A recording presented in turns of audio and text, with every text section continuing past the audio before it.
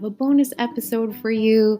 This is a real talk episode on the patriarchy. So this is an unscripted, real conversation explaining to you what patriarchy is and then discussing the many elements of it. This is Heather Wood and Jamie Hayhurst, and this is the Intuitive Girl's Guide. All right, Jamie, we're going to talk about the patriarchy on this real talk episode. I'm so excited to talk about this with you. I want you all to picture my evil laugh, like me rubbing my hands together. This is my favorite topic. Woo! I feel like we've spent many an hour over coffee and things talking about this. So I think it's going to be fun to talk about it like on the podcast. I think that's really fun.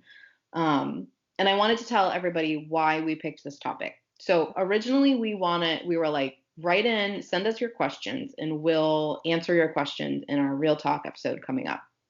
And what came in was a huge amount of questions about the patriarchy. And we couldn't do the patriarchy topic dirty and just answer it in a question. Like we had to devote an episode. And I think it'll be beneficial because we reference it a lot. Yeah, and I think that for however long we talk about this, since the real talk episode is completely unscripted, we're just literally just talking. Even if we talk for an hour about it, there's still more to say. So to try to condense that into answering one question amongst other questions wouldn't even come close to touching the answer. Agreed. And I think it needs to be talked about. I think it needs to be talked about more, and it needs to be talked about in this format where it's not like sit down and let's teach you a lesson. Like it's a conversation. Yeah, and I think so much has to be cleared up about patriarchy. Like not only like explaining it, but I think the explanation, I'm really, really hoping the explanation of patriarchy and what we talk about will clear up a lot of the bad rep that patriarchy has, or like patriarchy should have a bad rep, but like smashing the patriarchy, or like, why are we even talking about patriarchy? That type of thing. Yes, absolutely, absolutely. So a lot of you guys also wrote in and asked questions about Jamie and I, and we will definitely in a future episode answer those. And if you want to continue to send them, we're gathering them. So please do. But for this real talk, we're going to chat about the patriarchy. So Jay, why don't you tell us what the patriarchy is? I feel like that's the best place to start. Right. So I did define it in the Witchy Terms episode. If you want to go back, this is the only scripted part of this episode is just I'm reading the definition of patriarchy, and this is just the general definition. This is like what if you Google it, this is what you find. It's a system of society or government in which the father or the eldest male is head of the family, and descent of that family is traced through the male line. A system of society or government in which men hold the power and women are largely excluded from it. A society or community organized on patriarchal lines. Mm-hmm. So that basically just means that like in our society, men have more power than women.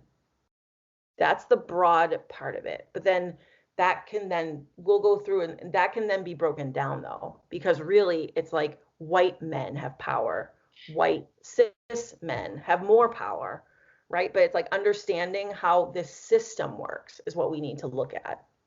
Yes, I love that definition. And if I can say like the very simple way I say it, when people ask me what patriarchy is, I say it's a system that values masculinity over femininity. And I just want to add that in because a lot of times people hear like father or man and they're thinking like, oh, it just all the patriarchy is it gives more rights to men than women, which is true, but it's also the traits of not just men and women, but like masculinity and femininity, where anything female is considered lesser, weak, unreliable, all of that stuff, right? Like so I think it's important to see it through that lens as well.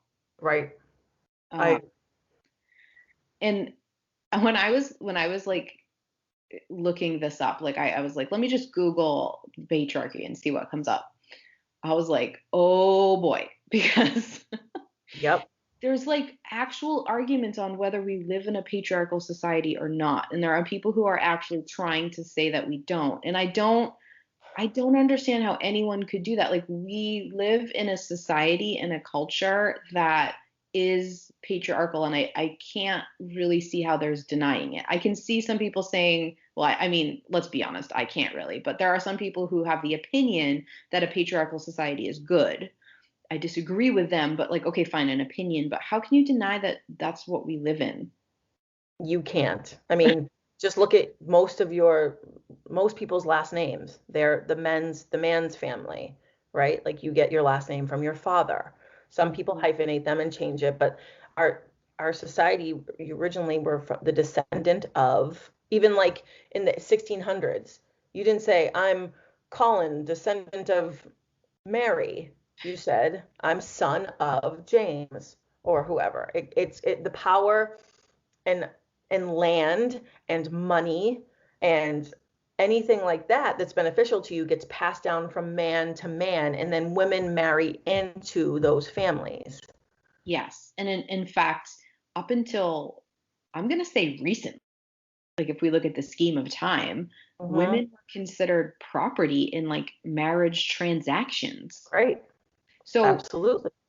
I can't think of a element of our culture and our society that is not patriarchal. Like, government No. is patriarchal, religion is patriarchal. Like, everywhere I look, I see it. So it's such a weird argument to me when people are like, no, we don't. I'm like, what are you saying? It's just people who, that's what happens when you don't want to do the work, or the work seems too scary, or doing the work of rewriting something like that, you feel like you're going to lose something. So you could just completely resist it and you deny its existence.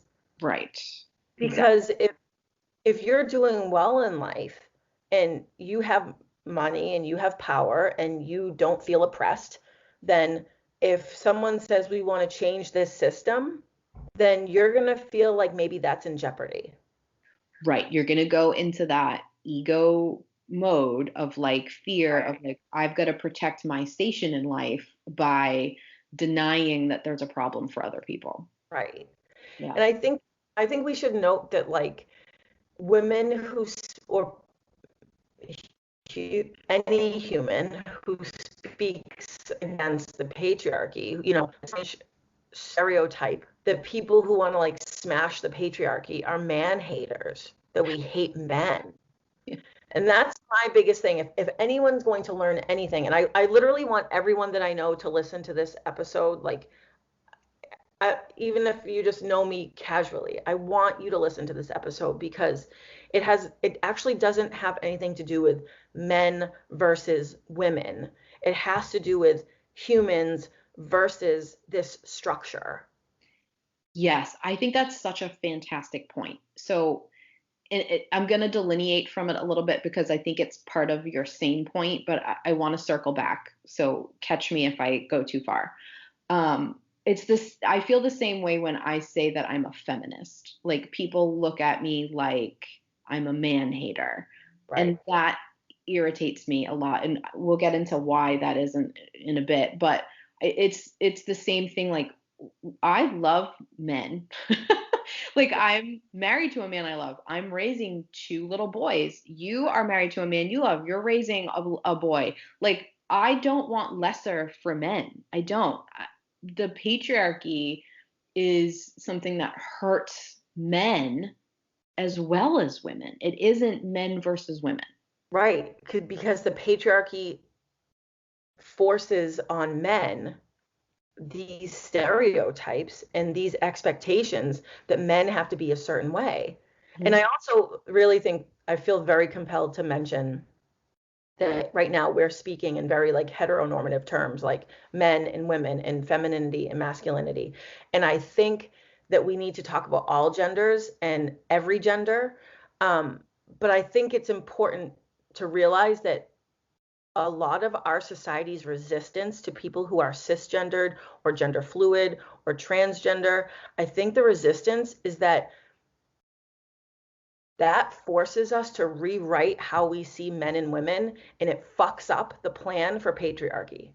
Yes. If you I can't put men in a box, you can't put women in a box. You can't, you say, I'm not going in either of your boxes. I'm my own gender. I affirm however I want to be. Mhm. Then the patriarchy starts to implode. Yes, I love that point because the fact that there are gender norms, quote unquote, Right, is a result of the patriarchy. right, The fact that you like go back in time and like you think of like different roles being played by men and different roles being played by women, it's not true. It's just the way the patriarchy has constructed history to right, make you see it that way. right, The idea that like um being gay is wrong and God doesn't like it. Patriarchy. Like, this is not just oppressing women. This is oppressing like everyone except this small group of cis white men. right, because that's where the power and the money is. It was Yeah. initially it was land and power, and then that land became money, and it became capitalism. And now all of that sits in this little group of cis white men, and they get all the power or most of the power, and they feel us pushing back. They Hmm. feel the resistance of feminism, of of LGBTQ plus communities pushing back, of BIPOC, Indigenous people of color pushing back. They Hmm. feel that and they feel threatened because the patriarchy has harmed us so much.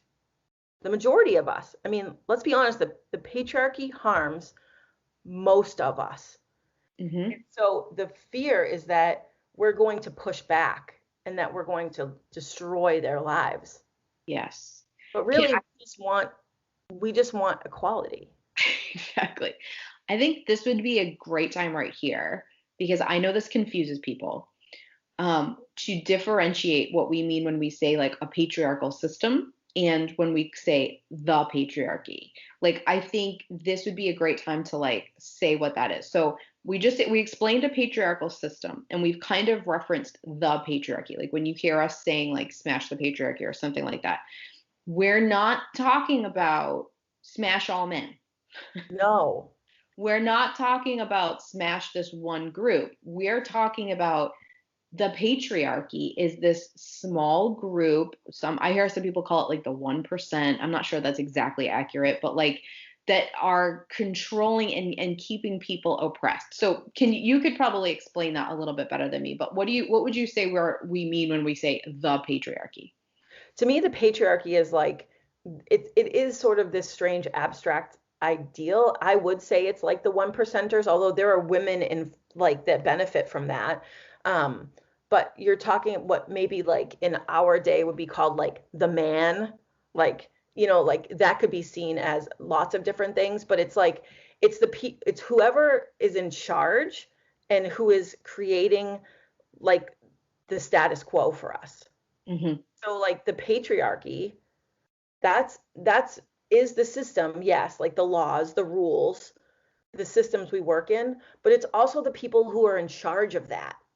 So like that could be governmental leaders, that could be religious leaders, because all of the major religions in this country are patriarchal, meaning they are run by men. They benefit men. Only men have positions of power in most of those religions. Some of that is changing, yes. Um, but that's where they're based. And so you're also talking about those people who are then keeping the patriarchy, those systems alive and well. They're creating laws that support that. They're funneling money to things that support that. And they're working really hard to keep themselves in power at the cost of everybody else. Hmm. I'm fired Exactly. up. Hear me yelling? I'm fired up. I love it. I love when you get fired up. There's a feminist. I'm probably going to say her name wrong. I wish that I had written it down. But if I can, I'll put her in the show notes. She's this amazing feminist, and her name is, I think it's Mona Eltaway or Elaway, something like that.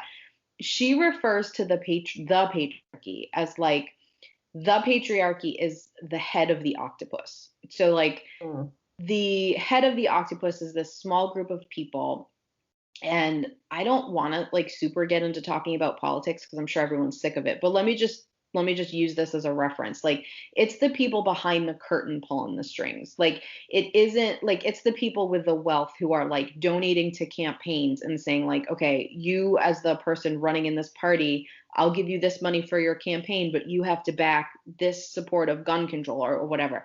This is the patriarchy. These people. The reason that we're not telling you their names is because we know some of them, but we don't know all of them because they purposely keep themselves behind that curtain. But these are the people pulling the strings. And if you don't think that's happening, you have some like big, I don't know, like come to the goddess moments because like it's put your seatbelt on. And that is true, right? Like that is happening. And the people who are doing that, like you said, are these like cis white men.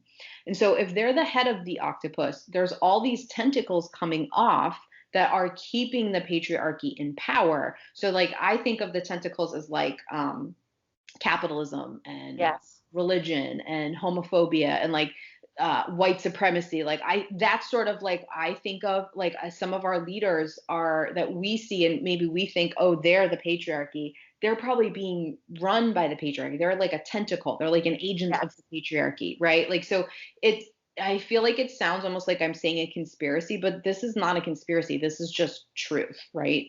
No, that's how this entire society operates systemically and individually. Yes, exactly. So, any time where you've had a moment in your life where you've realized that the system is rigged against you, like even just look how wealth is spread out. Like, don't get me started, Jay. The fact that there's billionaires is just plain stupid. Like, nobody should have $1 billion. Nobody needs that much money. There are people starving. Like, the wealth is so hoarded and the power and control is so hoarded. It's gross that, like, most of us are just cool with the fact that there's that amount of wealth, but like so many people live and struggle and live paycheck to paycheck. Like it's not okay. Whatever. In any of those places when you feel like, oh, this is rigged against me, this is hard, like I'm oppressed, I have to fight for my rights as whoever I am as a person, that is a result of the patriarchy oppressing you. Right. And everyone is oppressed in the patriarchy, even men. Like Yeah. Yes. men are oppressed because they're held to these standards and they're told to push for these things that maybe they don't want, or maybe standards they can't meet, or maybe it's in a way they have to get those things in a way that feels gross to them or disingenuous to who they are. But they're stuck. You're stuck in this machine, this theoretical machine where, we live in a capitalistic society. People love the idea of billionaires because capitalism has taught us that if we work hard enough, if we put in enough hours, we pull ourselves up by our bootstraps, then we too can be a billionaire. Guess what? No, you can't. Uh-uh. That theory was taught to us so that when we fail, when the system fucks us over, we blame ourselves. Exactly. We say, I didn't try hard enough. I need to try harder. I need to screw that guy over. That guy's trying to get my stuff. So I'm gonna screw him over and I'm gonna get what I want. So Yeah. rather than fighting the patriarchy, rather than dismantling the system, we're fighting ourselves and we're fighting each other. I love that you just made that point because that is the patriarchy's main way that we all get kept down. It's distract us all from fighting against the patriarchy and have us fight against each other. And I can think of so many examples of that, but like at the time that we're recording this, it's November of 2020. So I will tell you that I don't think, at least I have not been alive in a time where stuff felt more polarizing, where it was like everybody's shouting at each other for all the problems, where the real thing is like we should all be band together fighting the patriarchy on these problems. But that's how they win. That's how they keep us down and distracted, is to get us to stay and fight with each other instead of band together, find common ground and fight them. It's a distraction. Exactly. And if you ever want an example of patriarchal systems in the rot inside of our society, it is this year. Everything that's happened this year, the election, George Floyd, coronavirus, every single one of those problems structurally can be traced back to patriarchy, whether that's through white supremacy, whether through that's if that's through governmental influence, all of that can be traced to patriarchy. Yes. And if I can be so bold as to say, Jay, that the reason that we can't seem to separate church and state, because that's a real problem that it Mm-hmm. really gets me going, Mm-hmm. um, is because of the patriarchy. The main machine of that is to use the sort of God reasoning or Bible reference to say what, like to justify terrible behavior. You know what I mean? But we have to, we're not separating it. And if you're wondering why, it's because the patriarchy doesn't want us to, because they won't have that tool to use if we do. No, and because we can spend the rest of eternity arguing over ethics and morality and what I believe and what you believe. Mm. And I'm not saying we shouldn't argue that, because I'm the first person, believe me, I'm censoring myself here. I'm at like a 15% here of how I really feel. We should be speaking up against inequality. We should be speaking up against all of these problems. The trouble is that the structure, the system loves for us to be fighting. Now, Yes. I don't know what there's a I'm dragging us into the political territory that I said that Bring we it. were going into. I don't know how to I can't reconcile with white supremacy. I can't reconcile with xenophobia or misogyny or anything like that. So I'm not willing to have a conversation with you about why you think that certain people shouldn't be in this country, or certain people shouldn't have rights, certain people shouldn't be able to do certain things with their bodies. I'm not willing to entertain a conversation with anyone about that, ever. So don't send the email. But so therein lies the problem, is because we are so polarized that there are real serious issues that people are now not willing to wait on anymore. Yes. But it's harder to fight the government on that. It's harder to fight the patriarchy on that. So we just fight with people on Facebook about it. Yes. So I'm going to say something here because I have a slightly different approach on some days. I know you do, and that's why we're friends, because it's a balance. It's a balance. And but before I say this, what I'm going to say is that I will have those conversations. But before I say that, I want to also say that you have to take care of yourself. And if you aren't up for that conversation, if you're not in a place where it feels okay to go have a conversation with somebody who, believes that you should have less rights or somebody else should have less rights, and what did Glennon Doyle say that we love so much, like morally repulsed? She's not shocked, but Yeah, she's morally repulsed. I love that so much. Like if you can't do that day or that month or that year, that's okay. You have permission. Like you have to take care of yourself. If you're not going to enter in that fight that day, it's okay.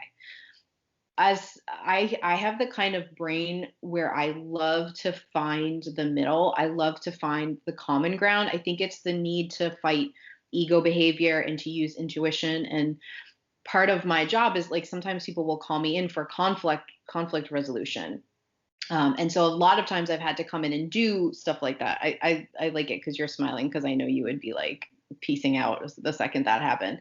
But I do like that because showing people the common ground is important, and like entering those conversations is important.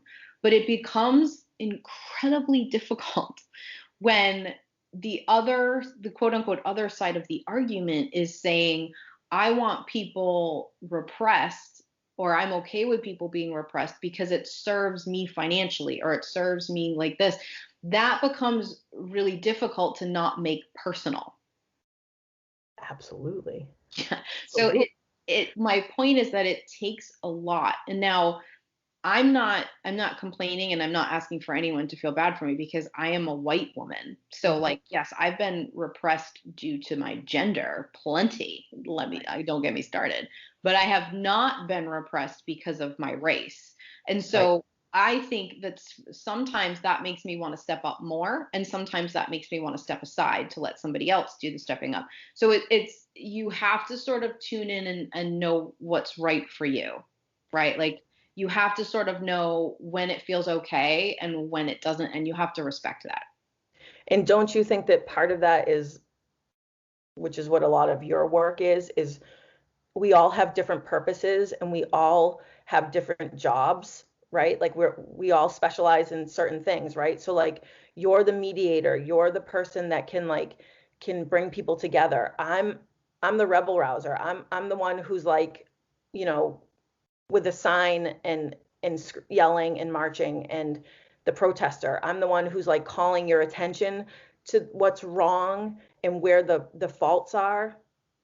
And then, but it's not my, like I can't walk every person through that whole journey. That's your journey to walk, right?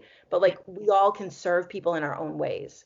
Yes, and find your way. That's such a good point. Like you're the one who is out there getting people's attention and calling it and like getting people to look. And then maybe I come in then and go, Right. okay, now that you're looking, and we both aid each other in those roles. You aid me a lot in that role. And I think that like I would show up with you anytime to a protest. Like, but like it's that element of like being okay with finding where your sort of strength and part is and owning it and not needing to play every single role, right? And I think staying true to yourself. So like when we're talking about the patriarchy is that like there are so many roles of what and it's insidious in the society. It's not just, things that we hear or are explicitly taught. It's through programming, it's through commercials, it's through movies, and it's through our own parents and people in our family who model things for us. And we're told that we have to be a certain way. And when we're not those ways, we have to be a certain way for our gender, whatever that is. We have to be a certain way for our race, for our socioeconomic status. Like we're taught that you are safer amongst your own people, right? You're safer. Like I'm safer with white middle class women, but that's not true. No one's learning there. I'm not learning when I'm just with my we have to start looking outside of ourselves, and we have to start looking at why we think certain things, and that's really hard because we've almost just always known them. Yes, you are talking about one of my most favorite things to study and help people undo, and that is conditioning. Yes. We have all been conditioned to accept, believe, and protect patriarchal culture. From the moment our parents picked us up, this has been happening. And even if they weren't actively trying to pass on some of this, it passes on because we're still so repressed and we don't always see it. You know what I mean? Like, and we have to find ways of speaking up, and okay, I'm going to get fired up. I'm going to Okay. take a, and I'm going to say this. So you ready? Yep. We have to decide to lean in and do the uncomfortable work. We just have to. I can't, I just can't, Jay. I can't. We have to go. It's uncomfortable for me. Like when I lean in and in our in learning, and we are not new to the fight of racism and all of that, but when all of this stuff was coming up and we were leaning in harder and we were learning, and like anytime it has comes to my attention that my white privilege is playing a role, it is so uncomfortable to lean in and to go, oh my gosh, okay. But like you have to do that wherever that is that you're doing it, whether it's because a religion dictates it, or your parents dictated it, or you just saw it in a lot of movies. I don't care. Like you have to go, oh, I have something to learn. I was conditioned to believe this, but I don't believe it and I want to do better. Like we have to start doing that more. Yes. My arms White. are getting sweaty, Jay. Good. I mean, you're fired up and you're doing the work. But white women are terrible allies. I'm going to say it. And if that raises your hackles and you're defensive, it's because it's striking a chord in you. And it's because we're stuck in the middle. We know what oppression feels like, but we also know what privilege feels like. And so, like you said, we have to make a choice. You Google it, it's called proximal white supremacy. And even though the patriarchy is like sort of stereotypically like white men, which I mean, that's who it really funnels all up to. White women think of like the wives of powerful white men, even though they're being subjugated in their own ways, they benefit from that. They benefit from the privilege of those white men. And it's hard to be like, yes, I see something wrong with society. Yes, there are these really big problems, but to speak up against that or to work on that, I'm going to have to let go of a lot of this good stuff in my life, a lot of this privilege. I'm going to have to let go of this. Yes. And that's really hard work because the patriarchy has been growing and operating for thousands of years. Yes. So we have to do that internal work, but there's also that work that's in us in a cellular level that we have to like societally undo and rewrite.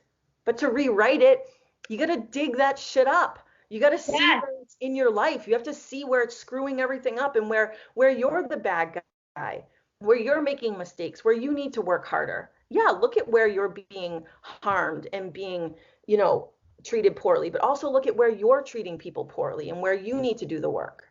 Yes, you can be both victimized by this and be perpetrating it. And like it's really important to keep learning and leaning into it. Like it is so important. We'll be right back after this short break. You and IJ have recently, well, I think we've always been obsessed with this, but we've recently become more obsessed with cults. Oh my God, I'm like seriously obsessed with cults. We're I gonna just do a whole episode. We're gonna do a whole episode on it for you guys because we are so obsessed with cults lately. We watch all the documentaries and whatever. We're obsessed. We have a list we want you all to watch, but whatever. I digress. When we're watching that stuff and you're seeing like the programming and people trying to come out of the cults and like relearn and like you're looking for the line of like where is their responsibility in doing the bad things and where is it that they were kind of brainwashed, it makes me think of our current state of culture, like just the patriarchy as kind of a cult that we've all been indoctrined into, and you have to start waking up and unlearning it. Right. But think about like if you're a Scientologist or whatever in the Nexium cult, like and not just like from the outside and being like, oh, I would never fall for that. Okay, stop that. Stop judging everybody. But like if you actually look into this and like think about how hard it is to leave something like that. Think about how hard it is to leave a job where you feel like there's a boss that's powerful and can get you a promotion and can get you more money. Think about how hard that is to leave that. Now imagine that you have to do that work to your country that you live in. Right. That's the hard work, is like I live here in this country that has a whole entire system of rules that work against me. And I now have to dismantle that in my head and rewrite that in my head so that I can go out and then hopefully change it for everyone. Yes, and you have to be going when somebody corrects you or says like, "Excuse me, ma'am, your privilege is showing." You have to go, "Oh, some of that old programming is Right, still going on. I right, wasn't taught that. I didn't see that." And it's not an excuse. It's going, "Oh, I've got to reconcile this now." And right. that is hard work. It's like you've got to like put your feet to the fire a lot to do that, but it's this is how we actually make changes is by agreeing and committing to doing that over and over again. Well, what did the patriarchy teach you in school about how you learn things and how you succeed? It's that you do something and you get it right. You take a test and you get 100% score. That's the goal, right? So it's like, or you get a job and then you promote up until you're the boss, right? So the patriarchy teaches you that you have to always be right. You have to always be successful. So when someone says to you, "Hey Heather, check yourself," like that's white privilege. You're trained to think, no, no, I need to win this. I need to be the best at this. I need to beat you in this conversation because Hmm. that's patriarchal mindset. Yes, So see how keeping. it's like in your head? It's like in your head you're thinking patriarchally. Yes, it's so indoctrined. And it's also indoctrined in patriarchy to make you constantly feel insecure by Hmm. making you constantly seek outside approval for who you are, for your decision. Like that is everywhere. And if you want like a real example of it, just look at religion. Like the three main patriarchal religions, look at them all. They all tell you like these are the ways you have to be to gain approval or good things or a pleasant afterlife or whatever, right? And I'm not bashing any of them. I'm just saying they're all built on this system. Yeah, that system of like do or die, literally. Like you have to do everything right or you're doomed. Yeah, Doomed, or it's like really doomed. an eternity in like tattered clothing next to a fire that's like really sweaty, right? Like it's weird, but like that's what they're doing, and it's saying like move away from what feels right or what is true and do this for outside approval and value that more. And school is built on that, religion is built on, so many systems are built on that. Sometimes the way people parent their children is built on that. I'm constantly making sure I'm not doing that, and I screw it up sometimes. Like it's very difficult, but the point being is that when everyone feels that rampant insecurity all the time, you become defensive. So, like, this is a weird on the fly example, but let's say where you and I are talking about ice cream, okay? And you say, I love chocolate ice cream so much. I think it's the best ice cream. I love it. Like when someone says you can have any kind of ice cream, I want chocolate ice cream, right? There's going to be, if I was very insecure, okay, and Lord knows I can be, but for this example we're going to call me like secure about this. I'm secure about my ice cream choices anyways, okay? If I was super insecure, I might go, what are you talking about? Chocolate is not the best flavor. Coffee ice cream is the best flavor. Now I feel the need to argue with what you see. Like you like this the best. You see the world as if chocolate's the best flavor, but I see it as if coffee is. I feel the need to argue with you instead of if you're feeling secure and somebody said that, I'd probably just like be like, "Oh, I love that you love chocolate ice cream," and try to remember to have it in the freezer next time you come over, but I Mm. don't need to argue with you if it's better or not. Okay? But if you're, so take that same argument to anything like women should make equal pay. If I believe that, somebody is going to argue with me. Trust me. If I go post it on Facebook right now, there's going to be like 20 like rednecky white guys that are going to get really pissy about it. I can probably tell you their names. I won't, but I know who they're going to be. And Yep. they're going to argue, and they're not going to say, "Oh, you see it that way, but I see it this way." They're going to enter into what you were talking about, that like I need to argue with you because that's not what I was taught. Yes. But then in our society, we've become so polarized to your point that then someone's going to go and get a flag that says coffee ice cream on it. There's going to be politicians who are funding the coffee ice cream factory more, right? So like that's the problem is that it's we've left the place where it's just a conversation between two people and that it's like a whole entire system Yep. working against the ice cream. Yes. And the to go even beyond that, the system wants us fighting each other even in the same causes. So Yes. I'm going to bring up feminism here Yep. because I think feminism and patriarchy are incredibly linked. Now, there's so many times I hear people, and this is not an insult to anybody who says this. This is like me telling you my experience when I hear this. There's so many times when I hear somebody say, "I'm not a feminist," and they're a woman, and I think weird. So I'll say, "Oh, how come you're not a feminist?" And they'll sort of jumble around and answer. And I'll say, "Well, do you believe in gender equality?" And they'll say, "Yes." And that's where I think there's this big gap where Right. it's like feminism is the fight for gender equality. It is not somebody saying men should have less than women. It's not us going like, let's take away stuff from men and give it to women. Right. None of that is true. It's saying like, hey, equal shot, equality across the board in all these different areas. Like, what is the Ruth Bader Ginsburg quote? Like, just take your feet off of our Right. necks. Yeah, Right. right. Like that's what it is. But when people hear feminism, this thing happens where they picture something that's like mean and evil. And Right. at the same time, the big feminist movement in the 70s excluded Black women, women of color, indigenous women, and it was like a bunch of white women working on their rights, not working together, and that's been exploited. So the people hear feminist and they think like an angry white woman who doesn't shave her armpits, and that's not what feminism is.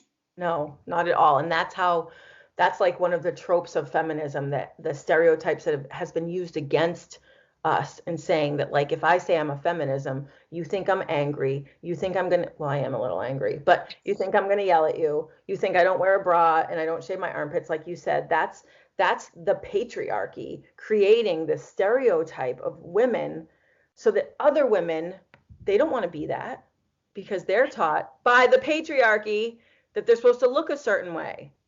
Yes, think about this, Jay. This gets me going. All right, my armpits are gonna get sweaty again. Think about every movie or TV show where there was a character who was labeled the feminist, and think about her traits.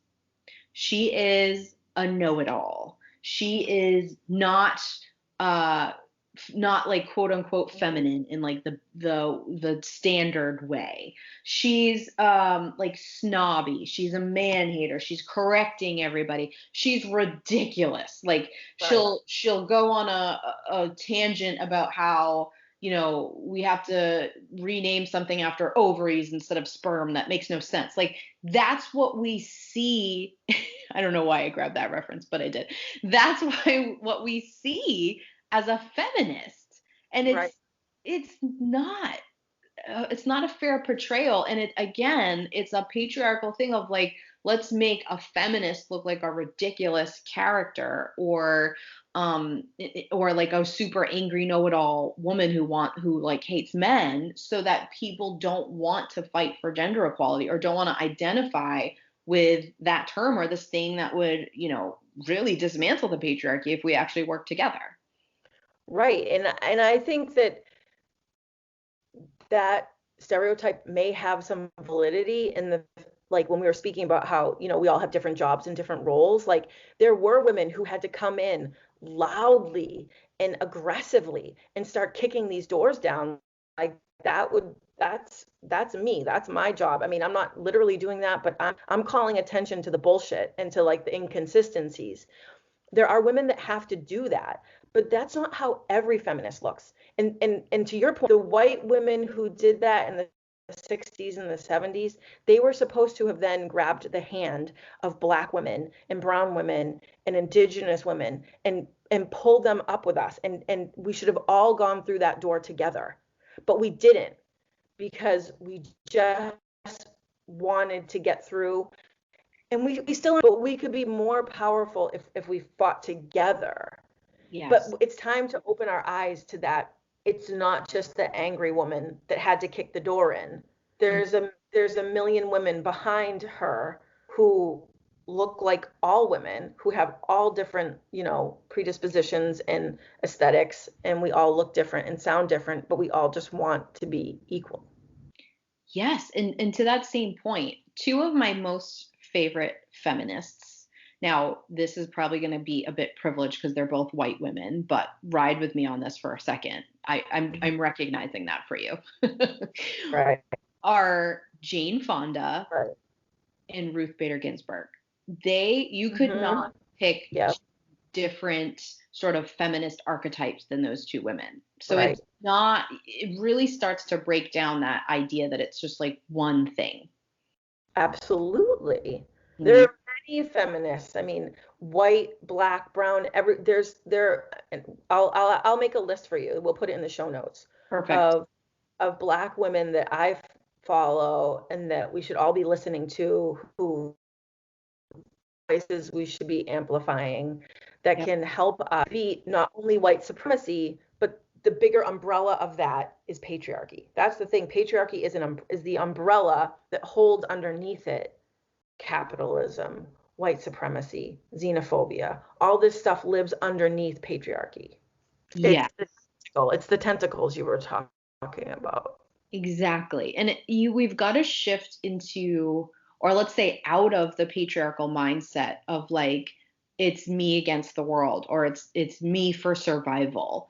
And it has to come to a place of like, okay, I got here. I know this, I see this, I have these advantages and privileges and abilities. So I'm gonna turn around and go, who doesn't have these yet? Let me help you get them. Let me run Right. to let's do this together. We can't rely on the people back there to educate us on how to do that. We gotta do that work. You gotta go do that. Instead of going like, okay, I got mine, I just have to focus on my own survival. That's taught to you by the patriarchy so that Right. you won't then go and help other people along the way. Like you said, reaching back and pulling people through. That has to be your default. And if you're in a place and hearing this is tough and you've lasted this long in the podcast, good for you. But if you're at that place where you're like, oh, I want to believe that, but I'm scared, or like even like maybe you work a job you hate and you don't want to do it anymore, but you're afraid you can't do something you love and make money. Like just just going like this is the patriarchal conditioning. This is Right. not true. I doesn't mean you can change it, but just recognizing it, acknowledging it for a second is Right. going to help make a huge shift. Just that. Right. That 9 to 5, you feel like you have to work this type of job to survive. That survival instinct that we have, that every man for himself, that's the patriarchy. The patriarchy wants you to feel like that like you're just barely surviving, so that you never step outside of that survival, so that you never flourish, so you never take people with you, so you never deprogram yourself from that. Exactly. There was a time, Jay, where we did not live in a patriarchal culture. We Right. lived in a matriarchal culture. And believe it or not, matriarchal culture isn't women over men, it's equality. I think that was really interesting. P.S. Right. I think people hear matriarchy and they think, well, it's going to be the same thing, just about women. Right. No. Nope. Yeah. We can make a new name. I don't know what it we'll call it, but we'll say the Well, intuitive girls guide way. and we should, and I mean, maybe we shouldn't be saying that because genders are defined by the patriarchy. Maybe it shouldn't be patriarchy and matriarchy. Maybe it shouldn't be divine feminine and divine masculine. And I mean, it needs to be rewritten. The whole entire, throw it away, Yeah. start over. I mean, the Yeah. whole thing just needs to be redone. Agreed. All of these boxes are stupid and serve no one except the patriarchy because they keep you questioning your worth. They keep you questioning your own comfort with who you are. And the more you do that, the more you will not fight to get what you need. And there's an example of this that like echoes in my brain. It bothered me so much when I heard it. So back before COVID, I would frequent, and you would too. We were speakers. People would pay us to come and speak. And the majority of the times that I was speaking in places that had other speakers, I would say the vast majority of time I was the only woman. Even let me clear my throat as my throat chakra dies. Even at events that were about feminism and rising women up. There, I would sit on panels with men, and I would be like, "This is bizarre, but okay." So on one of those such occasions, there was a man speaking, and he was a CEO of a company. Maybe he wasn't the CEO, but he was head up. He was a bigwig in a company, and a woman asked him why, like, what could women do differently to get like promotions more than men? Because like you can look it up. Like men are promoted like three times the rate of women or something, right? Absolutely. So the question was worded nicely. It wasn't worded in like a victimy way or like, it's women's fault. It was worded like, how do we present so it's different? And what he says will haunt me forever. Oh, And it's true, and that's why it haunts. So he says, when men come in to negotiate something, like a salary, for example, or a raise, they are only negotiating with me. They come in and they say, "This is what I want," and they shoot higher than what they want, and we settle where, like, somewhere in the middle. When women come in, the women have been negotiating for a month with themselves. Yes. So they have been negotiating whether they deserve this for at least a month before they even come up to me, and have already talked themselves down so far from what their initial thing was that by the time they come to me, what they're asking for is so tiny and they're so apologetic about it. Even if they're trying to come off as not, that shows, and it becomes difficult to give them that promotion. Jay, that will haunt my dreams forever. That's really hard to hear. Mhm. It's really hard to hear because for a lot of reasons, but we've been taught to be our own worst enemies. That's how the patriarchy keeps us down. Like, look at the beauty industry. Right. If you would like an example of how women are made to feel inferior and lesser and constantly in this negotiation for their own self-worth, look right there. That is a multi-billion-dollar industry designed with really promoting that feeling for women. Right. That we're constantly having to fix ourselves and Right. it's a This lot. I have to bring this up too because I know you'll like it because I know you subscribe to this. When you do this work, you get to this point where you realize that you no longer are like needing male validation for what you're doing. Do you know what I mean by this? Yes, I do. You want to get there, you work on it, but suddenly something happens and you realize that you don't need it and you did need it before. It's this really weird experience, right? Right. And I'm not just talking about women here. I'm talking to women, but affects men too. Like, you need this patriarchal male to come tell you that you're doing everything right. Oh, yes, like their fathers, their bosses. That's all, that's what they're working towards is that validation. So there comes this moment where you realize that you have escaped it somehow. And it's like it's always there. I don't think you fully ever get it out of your head, but you're not like ruled by it anymore. It's just like a consideration that comes up. And when that happens, you kind of experience this thing. I think this is true for me, and I think it's true for you, but I want to speak for every woman, where you kind of realize that you don't have the identity you thought you did.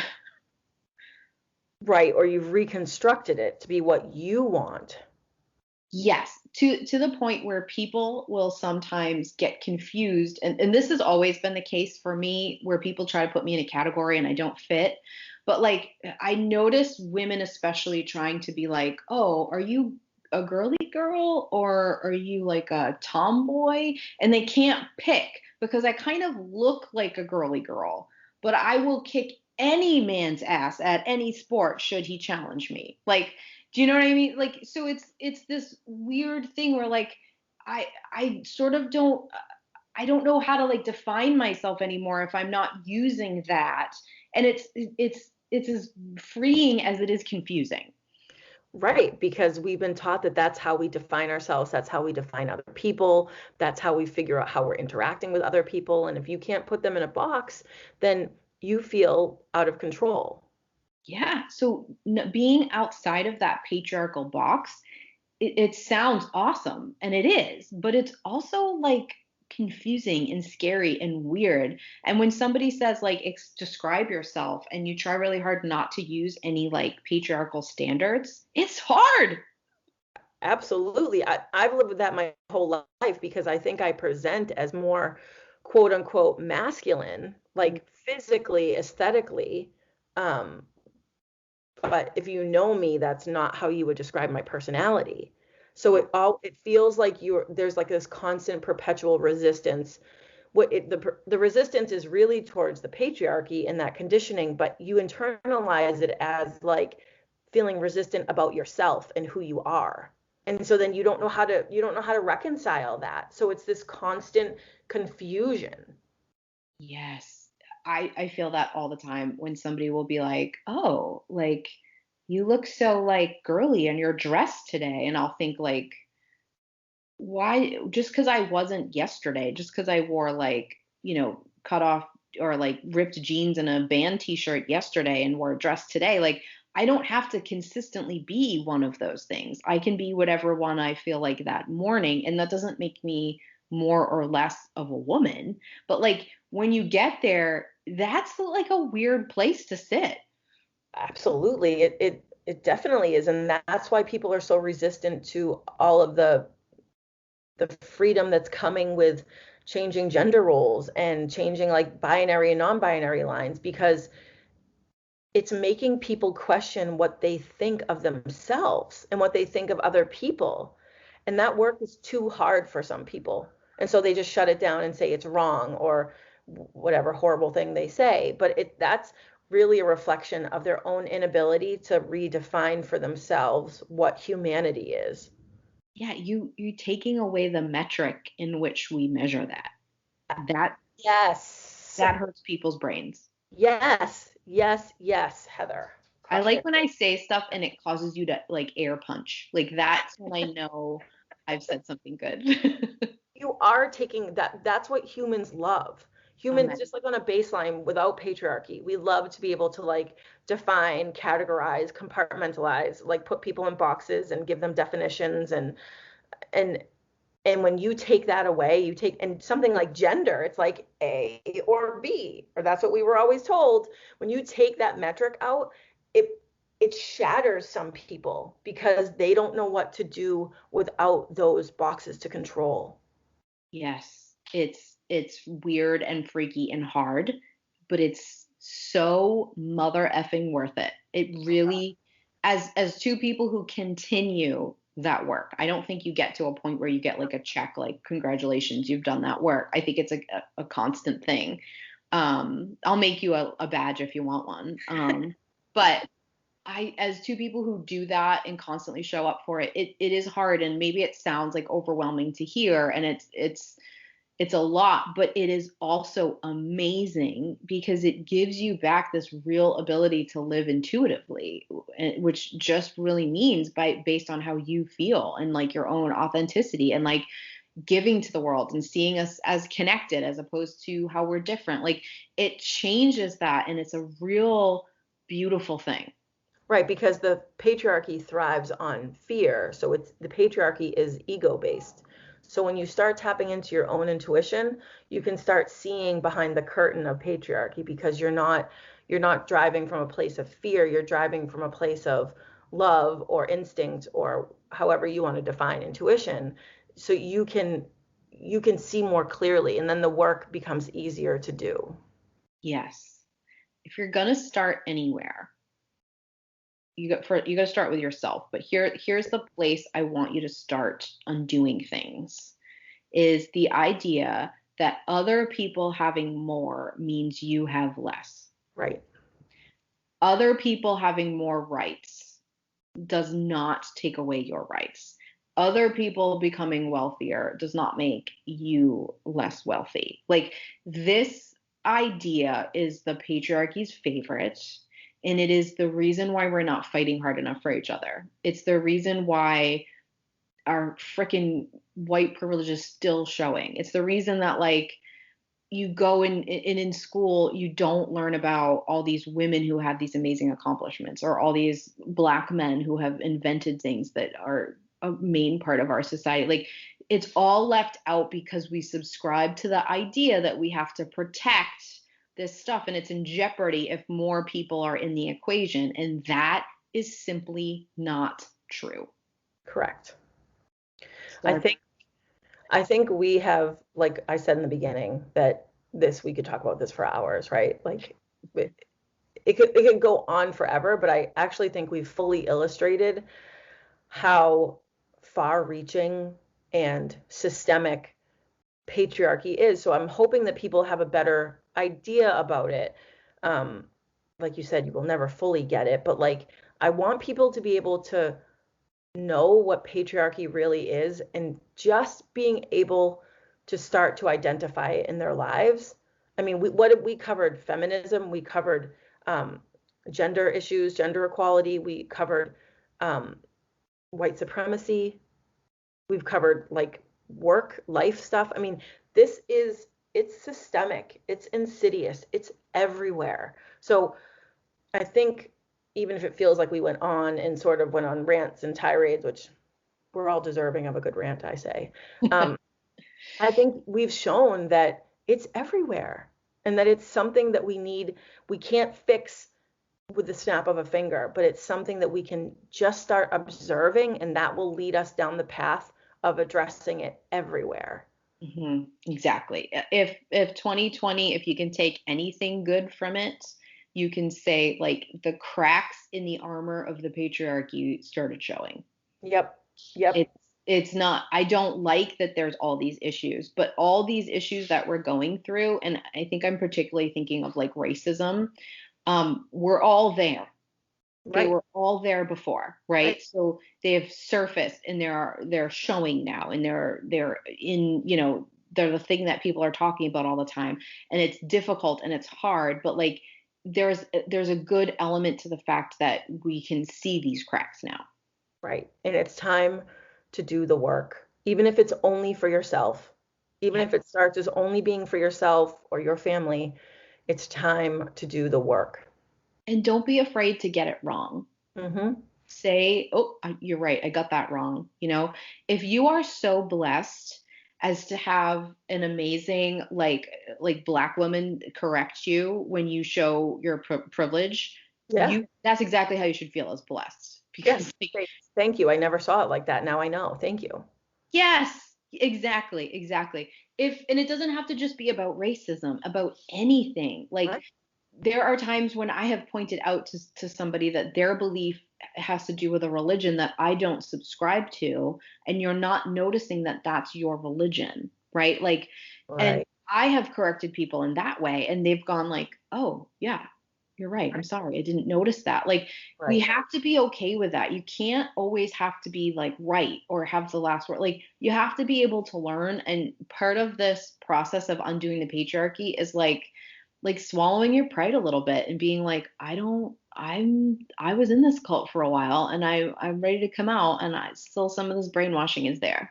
Right. Because pride is ego. Pride is patriarchy. So Yes. when we feel that pride, it's like it's like the patriarchy trying to be like, get back in line, get back in. One of my most favorite things that happens to you and I a lot is that people will send us like a group, like a message from them to you and I, like on Facebook or Instagram or in an email. And it's like, oh my God, I just realized something behind the curtain of patriarchy. Like we got one, was it yesterday, Jay, or 2 days ago, where an awesome listener was like, I just realized that there were like all these amazing women hunters, Yes. and they are just not written in the history books, and I just found out, and I just had to tell you, like, please do that to us. We Yeah. love that. Yeah. Because once you start to see one false aspect, then it's a domino effect. You start to see them everywhere. Men are hunters and gatherers. Women are raising babies and cooking over the cauldron. That's not how it always was. Women did different things. Men did different things. There in every culture there weren't men and women. There were two gendered people or no gendered people. That's how every culture has been, and that's how it always will be. But when we start seeing behind all this stuff, it's freeing. It is. So message us your epiphanies. Sometimes we share, like, sometimes we didn't know something too. Like, we don't know everything. I mean, I tell my kids I do, but like, we don't actually. But like, we want to know those moments. We want you to share them. We'll share some of them if you give us permission to with other people. But like, don't feel like you have to go that alone. Like we're here, we've done it, we're doing it. Like let's do it together. If you Jamie and I are two middle class white women talking Right. to you about this. So if you are not a middle class white woman and you notice that we missed something or we didn't accurately represent something or a privilege showed in this, tell us. We would love to hear, and we will also, if you give us permission, share that. Like it's not just if you just agree with us. Like tell us how you feel. Right. And I think I think one way to change the framing is that I think it gets hard when you realize something. You have one of those epiphany moments where you're like, wow, I never knew that. And I personally have felt moments where like, wow, this is awful. Like white people are awful. We have done awful things. And it's hard to sit in that collective shame. Mm. So but you only have a couple choices. You can do nothing about it. You can pretend it's not a big deal. You can dig your heels in and say like, this is what we did and this is why we did it because we're better and we deserve this and that. Or you can take a deep breath and you can do the work and you can admit like that sucks and that was awful and I'm embarrassed. I'm embarrassed that this happened and I feel shame about what happened in whatever the situation was. And then you do the work to bring it to other people's attention, and then you do the work to correct it and to fix it. Mm-hmm. So you have to make that choice. Yeah, and it's a hard choice to make, but it's a necessary choice to make. Right. Yeah. Lean into that mother effing uncomfortable choice, people. And it might take you a couple days. You might have to sit with it and feel like shit about it. And you Yeah. might feel terrible and awful and want to just put it away and pack it away somewhere. But then you process that and then you do the work.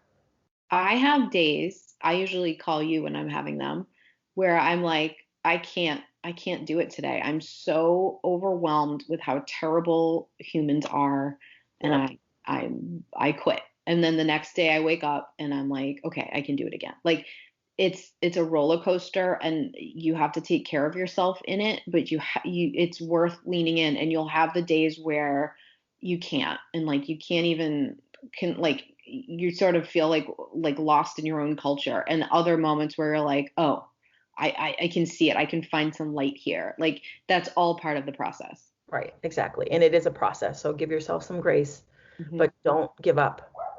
Don't give up.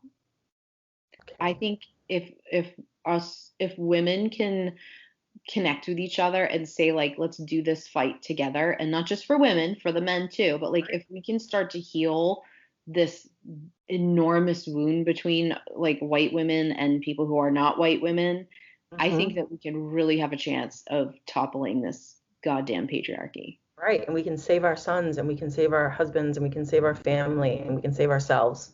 Yes, yes. My boys will tell you that they're feminists. Absolutely. Um, and I'm proud of that. No, they're young enough that like I still have enough influence. I think that like I could also tell them that they're blue aliens and they would probably say it, but it's still worth like finding these boys, especially like the young white boys who will grow up to be the white men, and say to them like, this is what this is. Let's educate you so that your experience with this is easier than what mine is, so that you can make some real changes too. Absolutely. You have to show them where the patriarchy is so they don't get trapped in it. Yes, exactly. And they know where their identity is. It's not, you are not the patriarchy, so fighting against it doesn't hurt you. You are Right. not. Fighting for yourself, not against yourself. Exactly. Oh, that was a lot. I Good definitely need some strong coffee and some more deodorant. one. I think it was a good talk. I'm glad we did it. And I'm glad people asked about it. I'm glad people are always asking us about patriarchy because it's a conversation that has to be had. Hmm. So thank you, Yeah, Heather. I feel like we're going to point a lot of people to listen to this episode to understand this. So um, I think this will be great. Yeah, I agree. Thank you so much. Thank you. All right, Jay. I'll talk to you soon. Bye. Bye.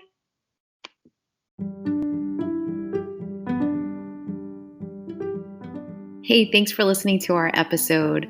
For show notes and a place to send feedback, please visit our website, embodylove.me/intuitivegirls. Again, that's embodylove.me/intuitivegirls.